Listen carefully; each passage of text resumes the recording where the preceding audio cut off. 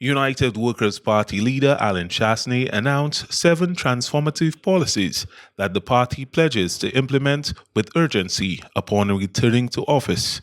Among these was a commitment to free tertiary education, specifically ensuring that all students attending Sir Arthur Lewis Community College have access to tuition-free education. However, in a subsequent interview, Chasney was questioned about his policy and reminded of his previous contentious history with Sir Arthur Lewis Community College. In response, he expressed concerns that implementing such a policy would necessitate changes to the college's current offerings, potentially resulting in a reduction of the existing 42 programs.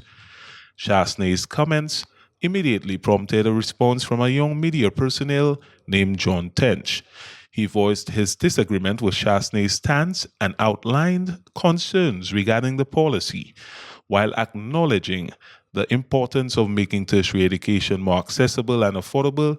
Tench emphasized that Chasney's proposal raised valid issues. I cannot fathom why, when Saint Lucia faces multiple educational crises, including low enrollment at the college, students facing difficulties sitting and passing CSEC examinations, literacy crises, and a general ambivalence towards higher education, that the appropriate response is to decrease the programs offered. Tench highlighted that the challenges facing the college are well documented.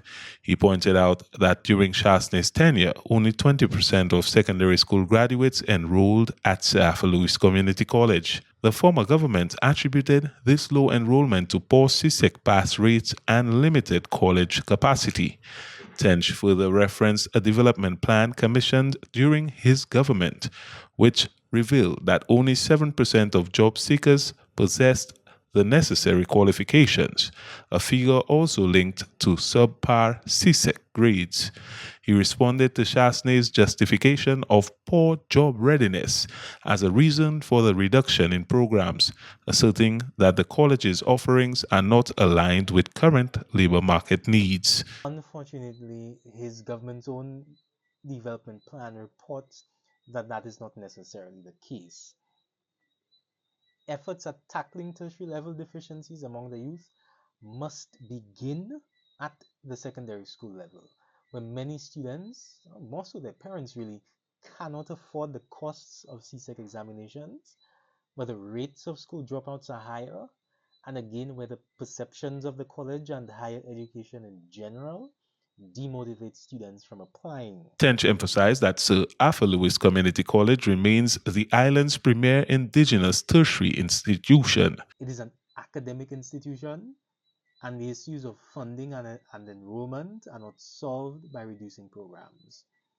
Mr. Chasney himself, during recent pronouncements, asked of the college's contribution to the economic development of the country.